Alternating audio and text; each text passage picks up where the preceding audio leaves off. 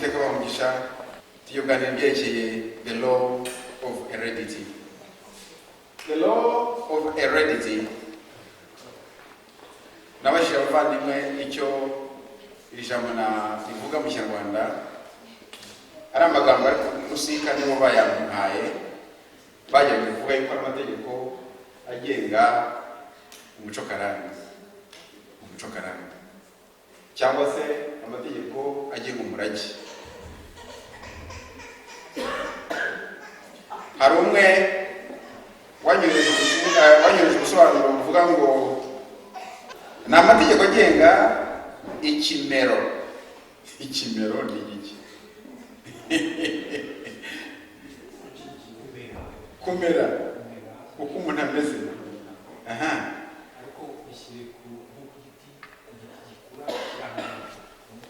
Igiti gitewe kiramera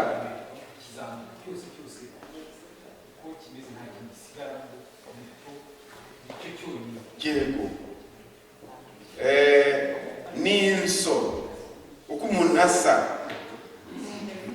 ni ikimero cy'ikivuko gikura ku babyeyi. Umwana yavutse aba afite ikimero cy'ababyeyi, niko twavuga. Umwana yavutse aba afite ikimero cy'ababyeyi, ni nature. Noneho ndongera ndamubaza nsi ikimero ni iki?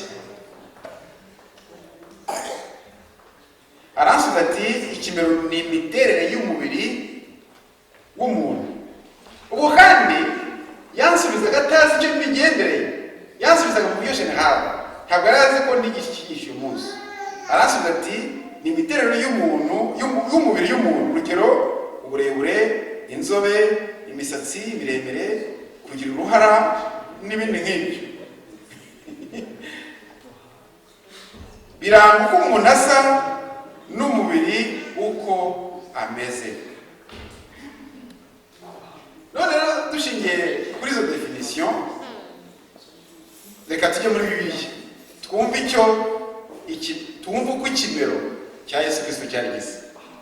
Ikimero cya Yesu Kristo cyari kimeze gite?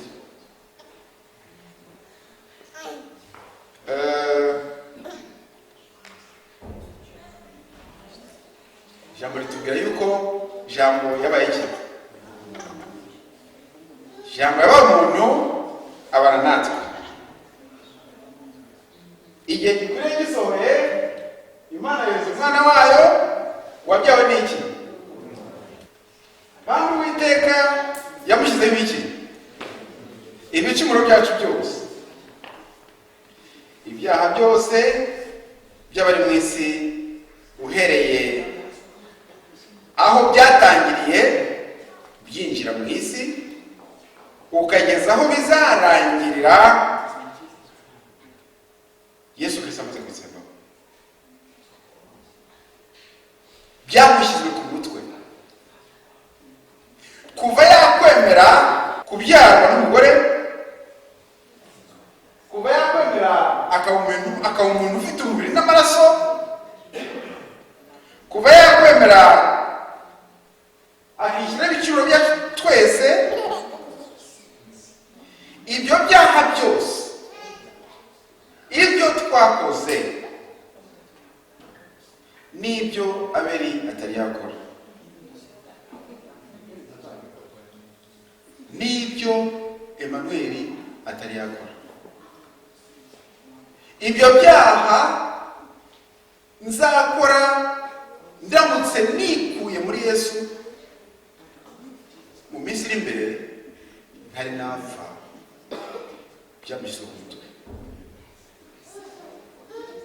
Kuko igihe inama y'agakiza yaberaga mu ijuru, ntabwo ibyaha Abeli yakoze ari mu murima wa Edeni igihe Kayini yamwicaga, ntabwo Yesu Kristo yari yapfuye, ahubwo yatanguye kuva mu isi ikiremwa.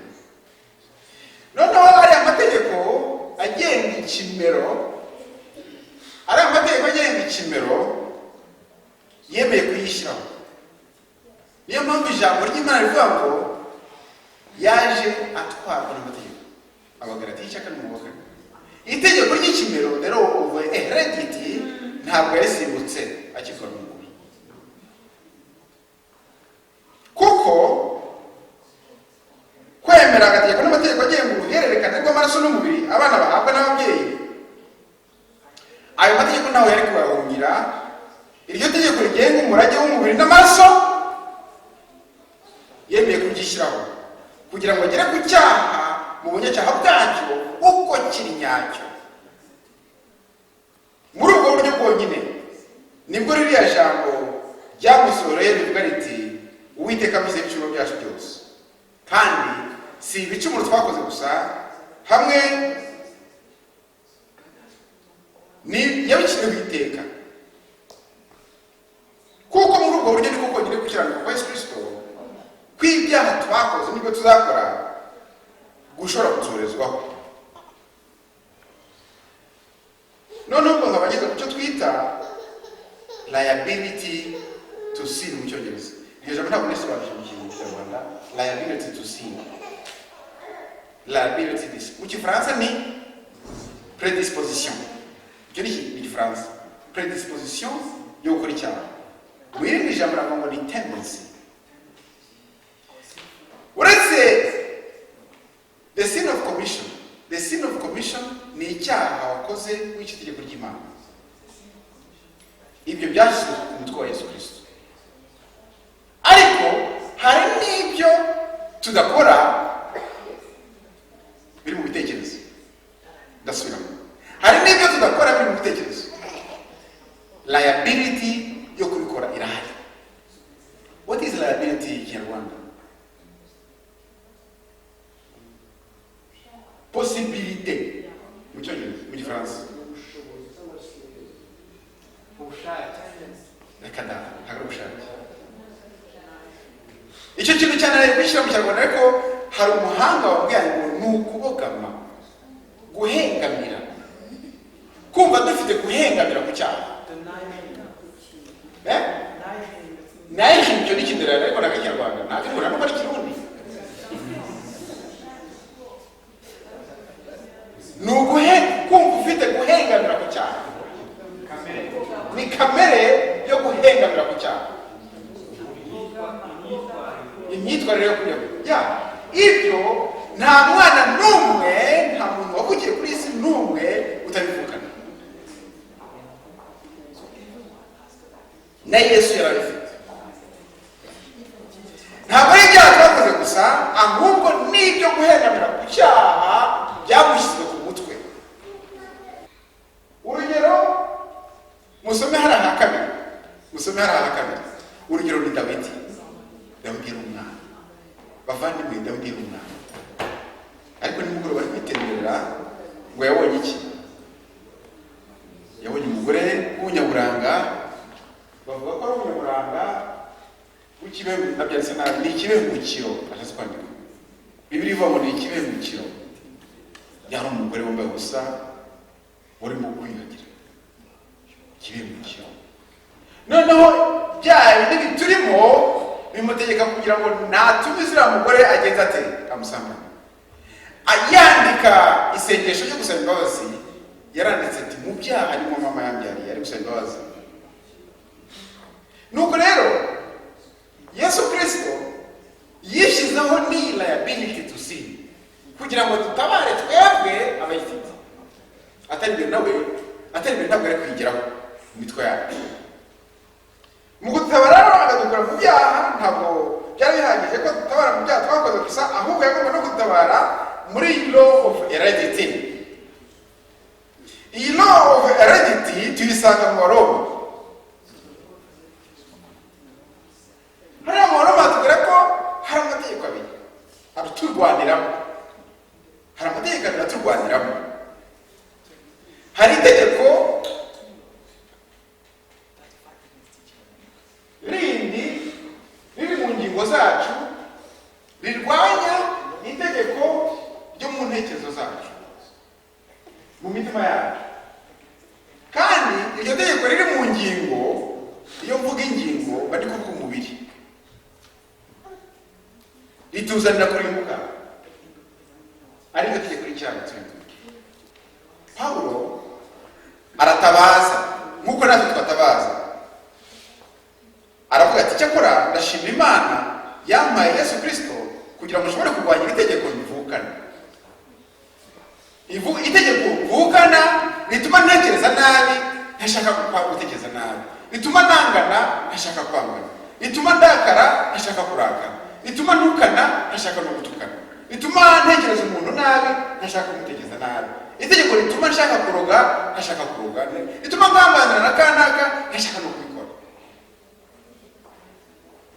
Iryo tegeko Yesu Kristo yaradukijije, nawe yarishyizweho, uretse ko we ntabwo yabishyize mu bikorwa, ntabwo yishyize mu bikorwa, ariko iyo wakiriye iryo tegeko ararigukiza.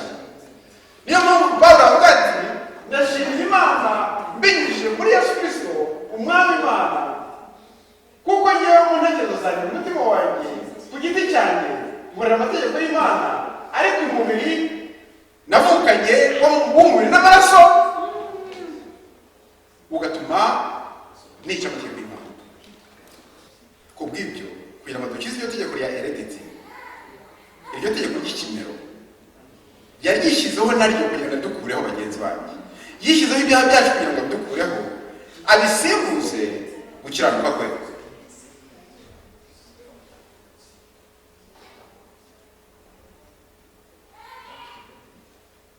Haleluya. Abaroma kabiri hano ngo kubera ko itegeko ry'umwuka ubugingo buri muri Yesu Kristo ryambatuye, haleluya, bikamuvana mu ki? Bikamuvana mu rindi tegeko ryambwiraga anga kanaka, anga umwana wawe, anga nyoko bukwe, anga umukazana wawe. Imana yohereje umwana wawe w'ikinege mu ishusho y'umubiri w'ibyaha, mu ishusho y'umubiri w'ibyaha. Nta kindi cyamuzanye muri iyo shusho abyawe n'umugore ni ukugira ngo atsembeho ibyaha biri muri jye, ni ukugira ngo atsembeho ibyaha biri muri wowe, ni ukugira ngo atsembeho iyo kamere uvukana, ayigukureho burundu, n'ibitera ibyayo n'ibivuzo byayo n'ibisigarizwa byayo n'imikungu yabyo, abigukureho nanjye abinkureho, usigara uri mutaraga. Haleluya. Ibyo urabyizera? Ibyo ndabyizera ko inyigisho ziri hano hanze zazanye gushidikanya ngo Yesu Kristo ntakushobora kunyiza ibyaha byo kwica amategeko y'Imana. Inyigisho ziri hano hanze zaciye intege ubutumwa bw'Uwiteka ngo Yesu ntashobora kudukiza ibyaha, ngo Yesu ntashobora kudukiza iyo kamere, kandi aricyo cyamuzira agahidukiza. Yewe ukivuga ngo Yesu ntashobora kugukiza iyo kamere yo kwangana, yo gutekereza nabi mugenzi wawe, yo kuhehe tujya ukabura n'ibitotsi, ukabura n'ibitotsi byo kwangana, Yesu Kristo yaje kugukiza. Yesu Kristo yaje kugukiza. Ni kuki namwemerera kugira ngo bitware? Kuko iyo nanze kumuha iyo uko kubogama ko kumva nshaka gukora nabi, kumva nshaka gukora nabi, kumva nshaka gutekereza nabi, kumva nshaka kwangana, iyo nabihaye Yesu Kristo ntabwo bimva, ntabwo yabimura ku ngufu, jamais, ntabwo azabimura ku ngufu. Ngomba kubimuha nkabimurekera kugira ngo abisimbuze gukiranuka kwe. Haleluya. Ubwo nibwo butumwa. Haleluya. Mbega isomo ryiza, iri somo ndarikunda cyane. Ngo niwe mahoro yacu, niwe watuzaniye amahoro amaze gutsembaho ubwanzi bwari hagati yacu n'Imana yacu.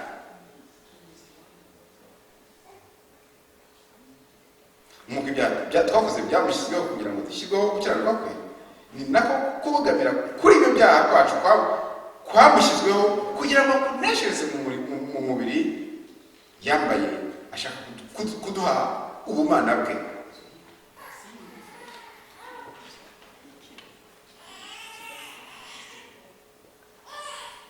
Ni muri ubwo buryo bwonyine umukiza wacu Yesu Kristo yadukijije ibyaha byose twakoze n'ibyo twashobora gukora turamutse tutamugumyemo. Muribuka ko yavuze ngo mugume muri iki, mugume mu ijambo ryanjye. Burya avuga ngo ndi umuzabibu muri amashami. Yashaka kutubwira ngo nitutaguma muri we tuzongera dukora iki? Ibyaha. None se niba atarafashe umuntu umwe nk'uw'abana b'abantu wo kubogamira ku cyaha, iriya filozofi, reka noneho tujye muri filozofi y'igisekuruza kigenga law of heredity. Filozofi y'igisekuruza igenga law of heredity. Filozofi y'igisekuruza Imana yashyize muri Bibiliya, filozofi y'igisekuruza Imana yashyize muri Bibiliya yayishyiriyemo kugira ngo atwereke ko Yesu Kristo yaje afite umubiri wanjye n'uwawe. Yarazi kandi ko hazaduka inyigisho z'ibinyoma zizaza zivuga ko Yesu Kristo adafite umubiri n'uwawe. Iyo filozofi y'isekuruzo iravuga ko Yesu Kristo yakomotse kuri Dawidi. Filozofi y'isekuruza ivuga ko yakomotse kuri Aburahamu, ivuga ko yakomotse kuri Adamu, ndetse amaherezo y'icyo gisekuruzo ivuga ko yabyawe n'umugore. Ivuga ko yabyawe n'umugore anyuze kuri Adamu ageraho icyaha cyatangiriye mu isi. Muri icyo gisekuruza kandi Lidiya harimo umwami Yehoyakimu. Muri Bibiliya handitswe ko umwami Yehoyakimu wanditse mu gisekuruza cya Yesu Kristo yahambwe kuko indogo bihambwa. Ntimumbaze icyo yakoze. Muri iki gisekuruza cya Yesu harimo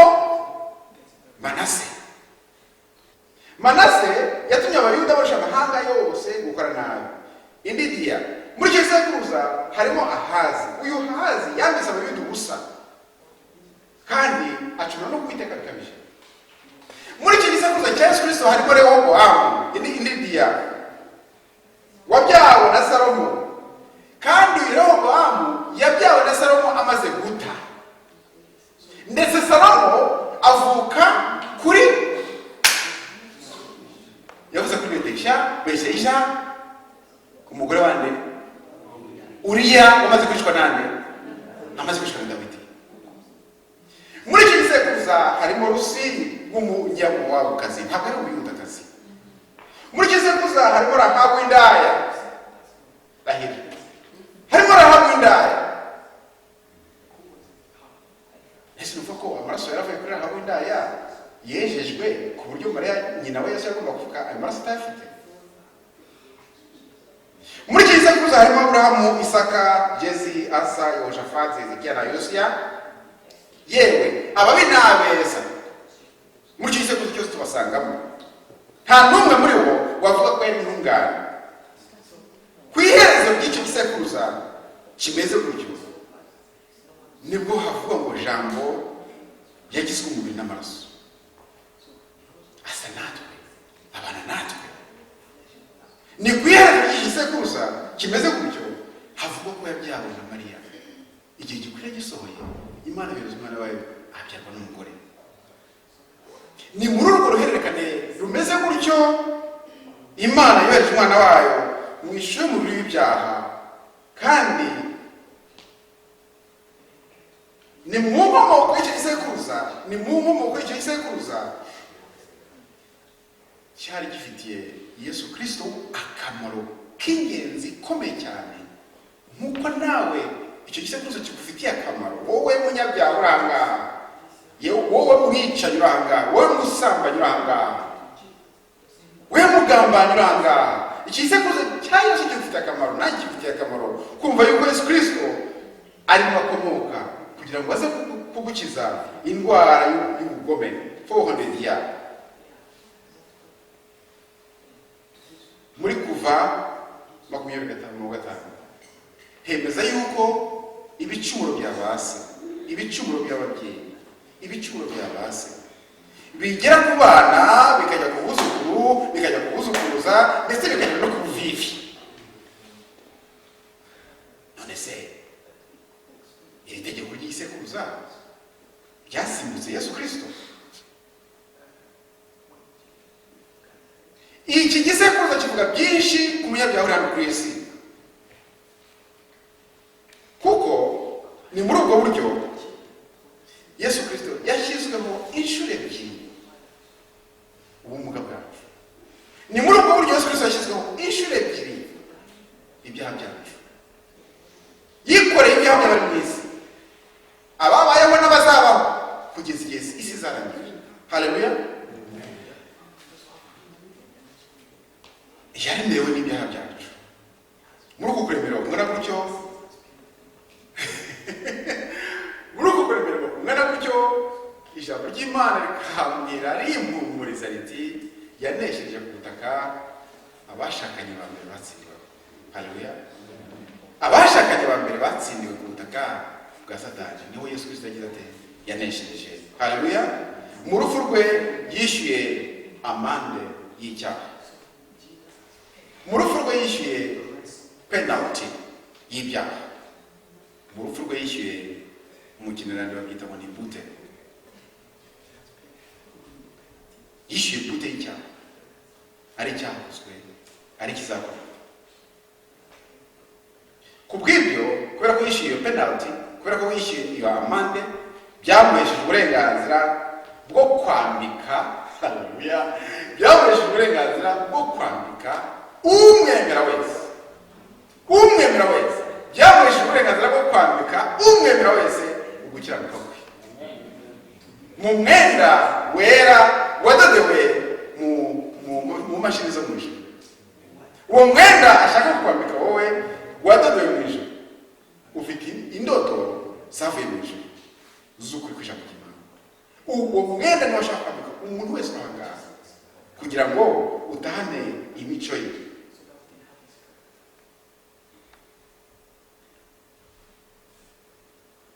Muri uko gukuraho ubwanzi abukujeho umubiri we, acungura umuntu wowe abavana muri iryo tegeko rigenga kamere ivukanwa, bityo ashobora mu gukiranuka kwambika imico ye, kamere ye ayitwambike. Niyo mpamvu handitswe ngo Fohonediya mu gihe gikwiriye gisohoye,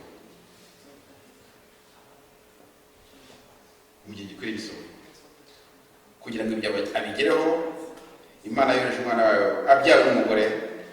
Ririya somo ryo nibanzeho uyu munsi, abyara umugore atwarwa n'amategeko, riri mu isomo, ari amagambo ari mu isomo rimwe, kugira ngo acungure abari mu isi munsi y'amategeko, bitume tugirwa duhabwa uburenganzira bwo kwitwa iki?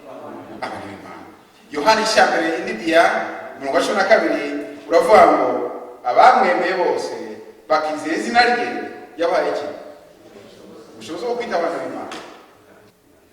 Niyo tuzanye amahoro amaze kurimbura ubwanzi mu mubiri we, kugira ngo abari babiri, umuntu n'Imana, muri we, muri Yesu Kristo, abarememo umuntu umwe mushyashya, azane amahoro atyo. Haleluya. Ngiyo impamvu abavandimwe handitswe muri Bibiliya Indidiya ati muri byose, ngo muri ki? Muri byose byari bikwiriye ko ashushanywa na bene se, kugira ngo ashobore kuba umutambyi w'imbabazi mukuru, cyangwa se umutambyi mukuru w'imbabazi mu bintu byerekeranye n'Imana.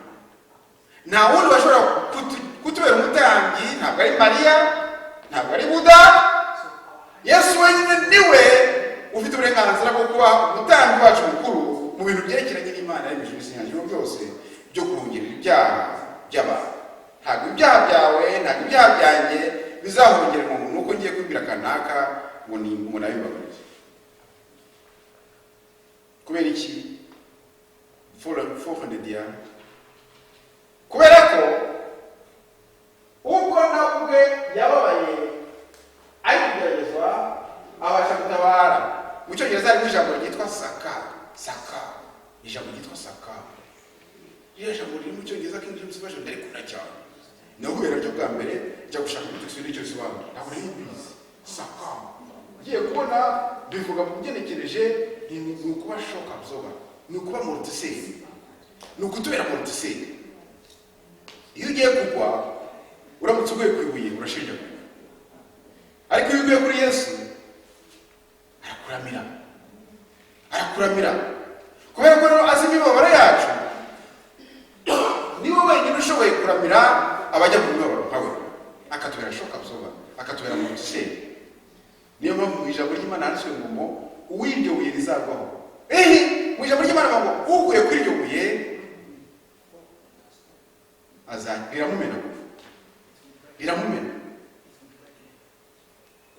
Ibyo nabyo ntabwo nabyumvaga keretse ngeze muri Zaburi handi avuga ngo Uwiteka akunda kubana n'abafite imitima imenetse. Abafite imitima imenetse nibo Yesu Kristo ashaka kubana nabo. Abafite imitima imenetse nabahe? Niba abandi bemeye kumeneka imitima, bakicisha bugufi, bakemera kwigishwa, bakemera kugirwa inama, atari kuba kugira karakajyahe. Sinshaka kumva ibyo mbwira ni ibiki. Ndagenda uko nshaka, ndagenda mu nzira zanjye nishakiye. Ubwo ni umwirato, ntabwo ari umutima umenetse. Uwo ibuye riguyeho arameneka. Ariko iryo somo rikavuga ngo uwo rizagwaho Yesu Kristo ubwo azaza avuga ko ari ibuye ryeretswe Daniyeli ryavuye mu ijuru. Uwo rizagwaho muri Daniyeli handitswe ko rizamugira iki? Ivu. Azaba ivu rizatungwa n'umuyaga, hazongera kuba iteka ryose. Niyo mpamvu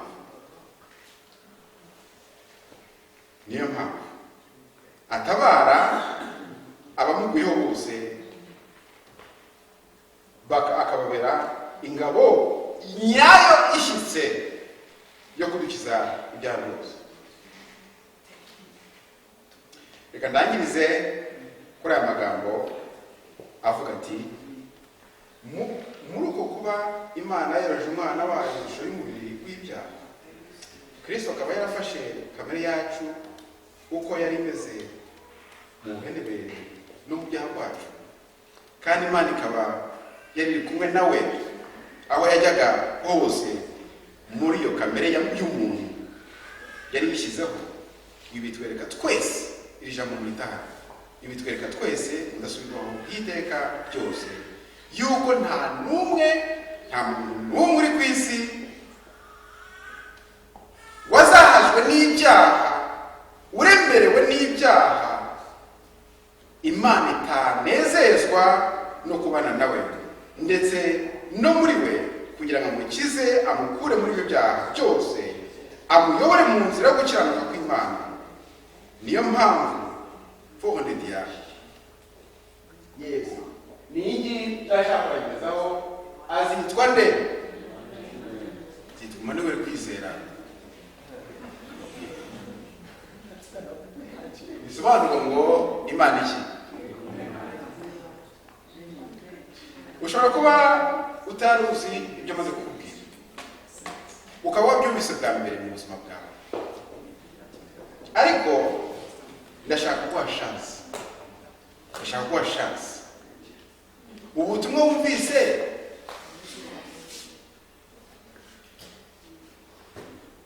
ko ari ubutumwa buganisha imitima yacu, buganisha ibitekerezo byacu kuri Yesu Kristo, we mukiza w'ukuri w'abari mu isi. Ushobora kuba warashutswe ukaba utaruzi yuko Yesu Kristo yambaye umubiri wawe, yambaye umubiri wanjye kugira ngo agukize. Uyu munsi ukaba wiyemeje uti kubera ko numvise ko Yesu Kristo ari hafi kuruta uko nabyibwiraga, ndetse ashaka kubana nanjye aho ndi, akaba arimo gukomanga ku mutima wanjye ngo mwugurire aze ankure mu bwanzi Satani yashyizemo. Ukaba wavuga uti sinshaka gutahana umutima, ntabwo nshaka gutahana umutima nazanye, ndashaka Yesu Kristo w'umwami. Imbaraga y'Umwuka Wera akayikubatisha muri uyu mwanya. Ushobora kuba warabatijwe n'amazi, ariko Yesu Kristo wenyine niwe ubatirisha Umwuka Wera. Kandi iyo mbaraga y'Umwuka Wera iyo ayiguhaye igukuraho ibyo byose tumaze kubona. Ari icyaha, ari no guhengamira kuri cyo, ari no kumva mpengamiye kuri cyo, abinkuraho mu izina rya Yesu. None ukavuga uti sinshaka gutanga umutima, ndashaka Yesu Kristo muri mwanya ambatirisha umwuka wera. Nagusaba niba aricyo cyifuzo cyawe guhagararana nanjye, hanyuma tugasenga karangiza icyo icyatsi.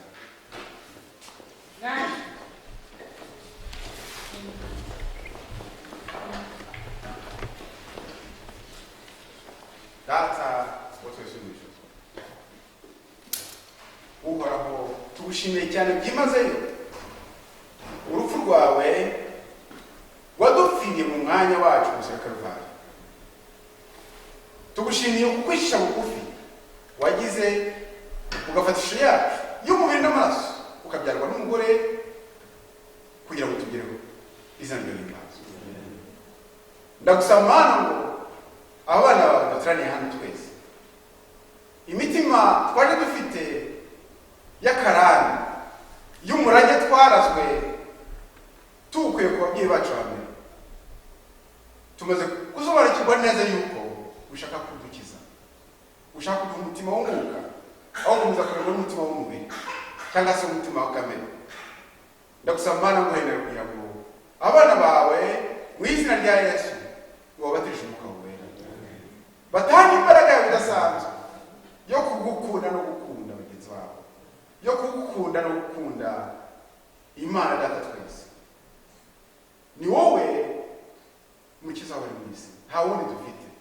Uduhe kugira ngo tuguhungireho, tukugire ingabo idukingira imitego y'umwanzi iri hano hanze. Nuzuyungutse ku bicu twese dushima gusangana mu kirere, tugusangana tuvuga tuti Imana yacu